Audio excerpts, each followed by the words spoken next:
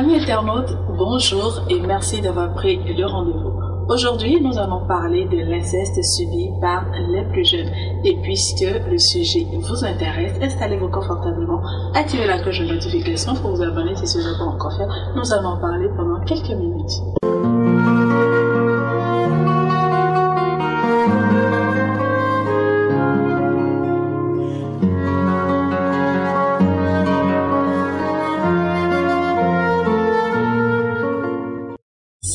Comme vous le savez déjà, avec le père Jean-Baptiste Toupé, il est le directeur adjoint du Centre diocésain des éditions et des médias. Bonjour mon père. Bonjour Marianne. Alors aujourd'hui, nous allons aborder un sujet sensible. Nous allons parler de l'inceste subi par les plus jeunes. Mais déjà, dites-nous mon père, est-ce qu'il existe dans la Bible des cas d'inceste subis par les plus jeunes, subis par les enfants? Merci Marianne. Le sujet de l'inceste dans la Bible est présent. Je rappelle que l'inceste, c'est le fait d'avoir des relations sexuelles entre des membres d'une même famille, membres très proches. Ça peut être le père sur la fille, la mère sur le fils, un oncle sur le neveu, la tante sur l'oncle sur la nièce, la tante avec le neveu, ou les frères et sœurs, ou les cousins. On appelle ça un acte incestueux. Pour le chrétien que nous sommes, c'est un péché grave. Je ne sais pas si c'est admis dans certaines cultures, mais il y a, chez nous au Bénin, ce que l'on appelle en fond Iblohuedo, qui est une forme admise plus ou moins par la culture, mais ce n'est pas quelque chose de régulier.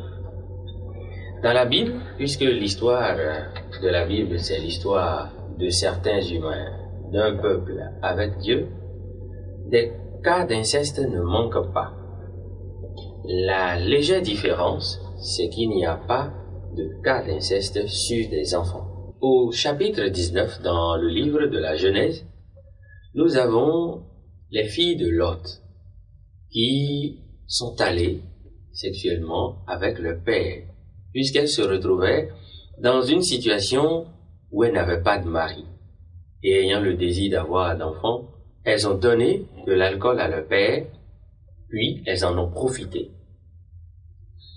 Un autre cas évoqué dans le Nouveau Testament, c'est dans la lettre de Saint Paul aux Corinthiens, dans laquelle Paul dénonçait ce genre d'attitude païenne, disait-il, où, dans la même communauté, le père et le fils allaient vers la même femme, ce qui est dangereux. Donc dans la Bible, nous avons de ces cas de péché, d'actes incestueux, mais ce n'est pas sur des enfants. Il y a des crimes sur les enfants dans la Bible que Dieu a révoqués, mais pour le sujet qui nous concerne aujourd'hui, Marianne, il n'y a pas directement de cas d'inceste sur des enfants. D'accord. Quel impact cela a sur la foi lorsque il s'agit des enfants? Effectivement, il m'est arrivé de recevoir des personnes marquées par ce genre d'actes, puisque ça a été fait sans leur volonté et ils en souffrent énormément. Quand on ne le sait pas, on peut très vite porter un faux jugement sur ces personnes qui vivent à l'intérieur d'eux-mêmes, à l'intérieur d'elles-mêmes, des souffrances dont on n'a pas idée.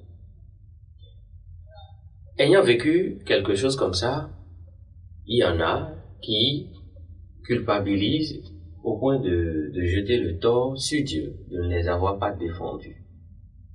Ils en arrivent à avoir de la difficulté à vivre leur foi, car elles se demandent, ces personnes, si Dieu peut faire quelque chose pour elles. Avec le travail, elles reprennent progressivement. On le souhaite pour toutes ces personnes, mais il y en a qui ont vraiment du mal et ne reprennent pas, en tout cas pas si vite. D'accord. Merci beaucoup, Père Jean-Baptiste, pour ces explications. Nous allons passer à notre deuxième rubrique pour mieux comprendre, ou du moins pour découvrir, si vous ne le savez pas, les conséquences sur la psychologie, le mental et même sur la vie des enfants victimes d'inceste.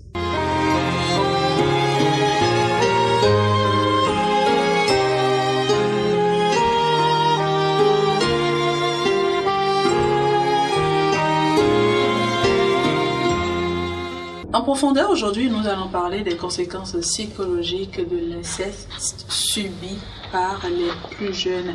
Et pour en parler, je reçois aujourd'hui Monsieur André Alironou, que vous connaissez déjà. Il est psychologue clinicien. Bonjour Monsieur Alironou. Bonjour. Merci d'avoir accepté notre invitation. Merci. Alors, dites-nous, quelles sont les causes fréquentes de l'inceste? Il faut dire tout simplement que l'inceste, et si on va chercher vraiment plus loin, ça vient du fait que l'un des parents, ou même les deux, ait un manque affectif, une carence affective pour celui qui commet l'inceste, ou un traumatisme, qu'il est peut-être un traumatisme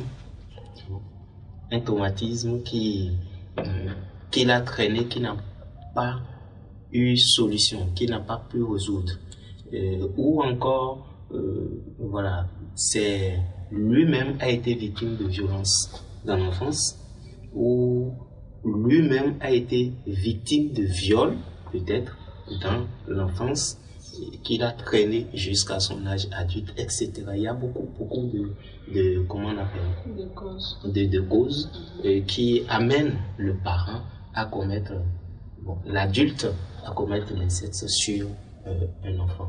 Mais il faut dire tout simplement que l'inceste sur l'enfant, c'est aussi le viol. Parce que déjà, du fait que ce rapport sexuel avec un enfant, c'est déjà sans le consentement de l'enfant. Donc quelque part, l'enfant a été forcé. Et s'il a été forcé pour un rapport sexuel, c'est un viol. Du fait, déjà, le fait ici, ça devient inceste parce que vous êtes parenté. Vous aviez un lien familial. Donc, mais il faut reconnaître que c'est aussi le viol et c'est puni, l'inceste est puni par la loi de Névresse. C'est ça, il faut le dire. Et quelles sont les conséquences psychologiques de l'inceste sur l'enfant violé par un parent? Le mot est très bien dit. Ici, ça va aller dans deux sens. Ça va aller vraiment dans deux sens. Dans le premier sens, c'est que sur l'enfant, sa personnalité, vous allez marquer un coup d'arrêt. Le geste lui-même, déjà, a un problème pour lui parce que c'est un adulte en qui il a confiance, qui a trahi son identité, sa personne, ce qu'il a de plus profond. Donc, il y a une crise de confiance déjà en l'autre, en lui-même. Il va se culpabiliser. Est-ce que c'est pas parce que j'ai permis que c'est arrivé? Mais l'autre côté, c'est souvent la réponse, la réaction du troisième adulte, non, du deuxième adulte à qui l'enfant va rapporter le fait. Quand cette réaction va être de culpabiliser davantage l'enfant, du genre, qu'est-ce que tu racontes? Tu mens, et c'est parce que tu l'as permis, et pourquoi c'est à toi il l'a fait? Quand ça va être pour l'accuser encore, pour le culpabiliser, pour dénigrer ce qu'il a dit, ce qui lui est arrivé est balayé de revers. Quand cet enfant va grandir, si c'est une fille, soyez d'accord qu'elle n'aura pas de plaisir à sortir avec les jeunes de son âge, déjà, parce que elle a été déviée par un adulte, et quelqu'un de... Donc, elle va, tant que ça va pas être ça, elle va pas avoir de la satisfaction sur le plan sexuel, ou encore, tout ce qui va être rapport sexuel va la dégoûter à partir de là. Donc, elle va avoir du mal à tenir une relation, j'ai envie de dire, amoureuse, parce qu'elle ne pourra pas aller au sexe. Ça va toujours être répugnant pour elle. Et quand le monsieur, quel que soit tout ce qu'ils ont vécu, l'assurance et tout ça, quand il va s'agir d'aller au sexe, elle va avoir beaucoup de réticence. dans les premiers temps, ça peut détruire ces relations, ça peut favoriser le fait qu'elle ne puisse pas tenir une relation parce que bon, qui va rester dans une relation des années, des décennies sans pouvoir toucher sa copine, ne serait-ce que 2 fois, 3 fois, un an. Donc ça va mettre quand même des difficultés dedans. Et l'autre chose, c'est que le fait de l'avoir traitée de menteuse peut faire qu'elle va être quelque part un peu revancharde. Elle va vouloir chaque fois être agressive pour se défendre parce qu'elle va comprendre que plus personne ne la défend. Donc désormais, sur quoi que ce soit, il faut que j'arrive à me défendre. Donc vous allez voir que ça va impacter son comportement, ça va impacter sa manière de réagir, et sa manière de réfléchir, mais aussi sur le coup tout de suite, c'est que ses résultats scolaires aussi peuvent être affectés parce que vous allez voir un enfant qui va commencer par se replier sur lui-même. Bon, si on lui dit que c'est parce qu'il a permis, donc il faut que je fasse plus attention à mon comportement. Les garçons, si je m'amuse avec les garçons, ils peuvent me violer. Ils peuvent aller à ça avec moi. Ou l'autre cas, c'est qu'elle va commencer par chercher à toucher les fesses de ci et de ça. Donc, vous voyez ça, mais peut-être ça détourne totalement le comportement de l'enfant, ou ça met un coup d'arrêt à son développement psychologique tout simplement. Donc, ce qu'on dit, c'est que ça va laisser des blessures profondes, quelle que soit la forme d'accompagnement qu'on aura à mettre. Il faut forcément que cet enfant soit accompagné sur le plan psychologique pour restaurer son affectivité, pour restaurer son estime de soi. Alors, merci beaucoup, monsieur Ali Ronan, pour ces explications. Nous allons passer à la liaison.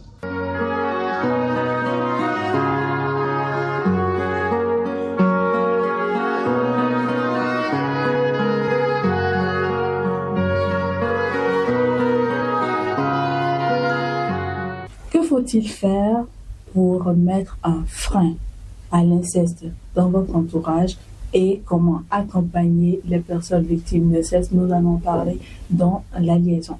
Père Jean-Baptiste, dites-nous, que recommandez-vous, ou du moins, que conseillez-vous aux personnes qui ont été victimes d'inceste dans leur enfance et qui aujourd'hui traitent des séquelles parfois sans s'en rendre compte?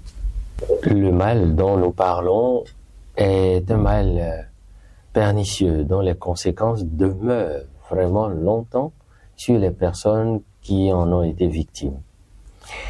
Si j'ai une recommandation à faire, c'est d'inviter les personnes qui ont subi cela à ne pas reprendre les mêmes erreurs. C'est également leur demander d'en parler. Si on ne les avait pas écoutés, il est bon d'en parler maintenant à une personne de confiance qui va vous accompagner. Cela peut être un prêtre ou un psychologue, une personne formée pour vous accompagner dans cette situation. Sachez également que Dieu n'est pas votre ennemi, il ne l'a jamais été. Il a toujours refusé toute forme de violence. Il est donc en mesure, vu que le Christ a tout souffert pour nous jusqu'à mourir, il est en mesure de comprendre la douleur et de la porter avec vous. Je finirai ma recommandation en affirmant ceci. Jamais, seul, on n'arrive à porter de telles douleurs.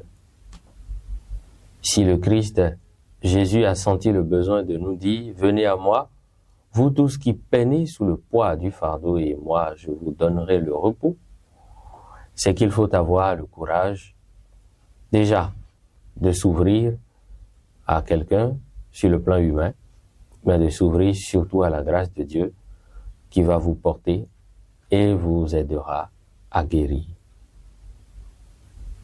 Aux parents, je dis, restez vigilants et surtout écoutez les jeunes enfants quand ils s'expriment des sentiments de rejet ou de peur.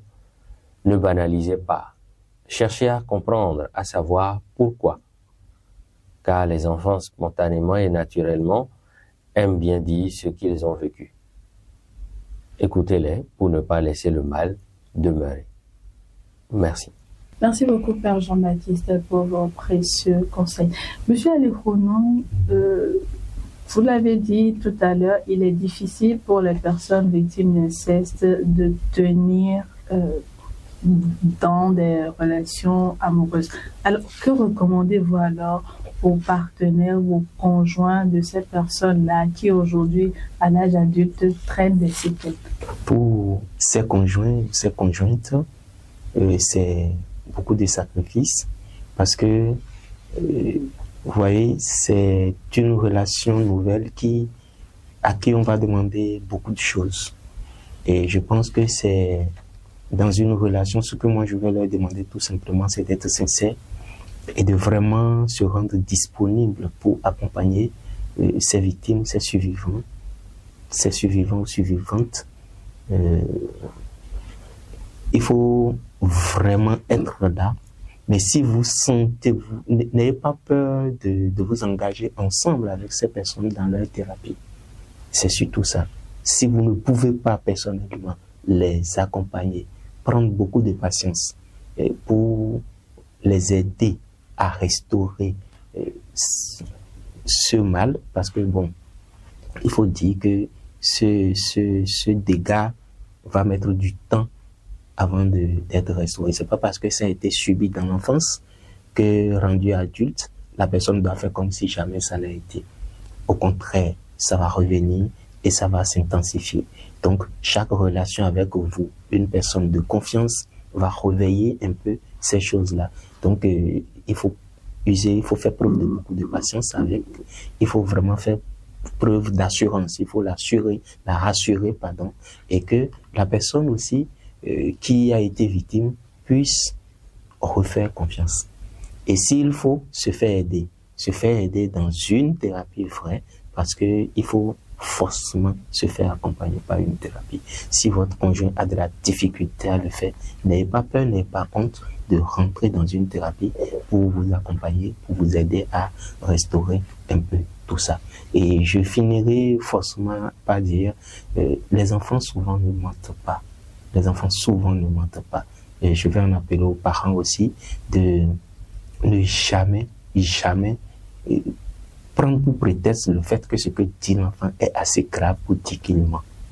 Au contraire, si vous voyez, n'ayez pas peur de la gravité de ce qu'il a dit, mais prenez le temps de le rassurer que vous allez prendre les mesures qu'il faut pour clarifier.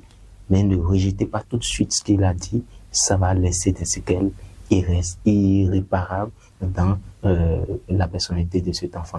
Il faut vraiment prendre le temps de dire, on a entendu, n'ayez pas peur parce que c'est votre mari, parce que c'est votre fils, c'est votre cousin, c'est votre père, n'ayez pas peur. Mais dites, prenez pour vérité tout de suite ce qu'un enfant dit, quitte à creuser après et à comprendre qu'il ment. Ne serait-ce que ça va permettre à la personne de ne pas recommencer ou de ne pas aller au bout de son intention si l'enfant s'est senti menacé, etc. Donc, je pense qu'on aura besoin, une fois que c'est arrivé, il faut forcément se faire accompagner. Il faut forcément faire l'effort de faire encore confiance aux gens qui nous entourent, à d'autres personnes et surtout d'appeler à l'aide. Alors, merci beaucoup, M. Alikhonou, pour vos précieux conseils et surtout pour votre disponibilité. Merci, Père Jean-Baptiste, pour votre présence sans cesse renouvelée. Amis internautes, ce sera tout pour ce numéro de votre émission Regard à Neuf, qui, je vous informe, tend tout doucement vers la fin. Si vous avez été victime d'inceste lorsque vous étiez enfant et que aujourd'hui vous traînez des séquelles, comme l'a dit les invités, comme l'a dit le prêtre, comme l'a dit le psychologue, n'hésitez pas à demander de l'aide. Vous n'êtes pas une personne anormale, vous n'êtes pas une personne qui débloque entre griffes.